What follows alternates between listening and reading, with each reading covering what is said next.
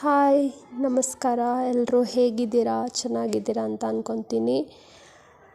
Welcome to my channel. ಇನ್ನೂ ಯಾರೆಲ್ಲ ನನ್ನ ಚಾನಲ್ನ ಸಬ್ಸ್ಕ್ರೈಬ್ ಮಾಡ್ಕೊಂಡಿಲ್ಲ, ಪ್ಲೀಸ್ ಸಬ್ಸ್ಕ್ರೈಬ್ ಮಾಡ್ಕೊಳ್ಳಿ. ಹಾಗೆ ಬೆಲ್ ಐಕನ್ನ ಪ್ರೆಸ್ ಮಾಡಿ ಹೀಗೆ ಸಪೋರ್ಟ್ ಮಾಡ್ತಾಯಿರಿ. ಏನು ಅಂತ ನೋಡ್ತಿದ್ದೀರಾ, ಇದು ಕಾಯಿ ಸುಲಿತಿದ್ದಾರೆ. ಯಾಕೆ ಈ ಥರ ಕಾಯಿ ಸುಲಿತಿದ್ದಾರೆ ಅಂತ ಅಂದ್ಕೊತೀರಾ? ಮಾಮೂಲಿ ತೆಂಗಿನಕಾಯಿ ಅಂತೂ ಅಲ್ಲ ಇದು.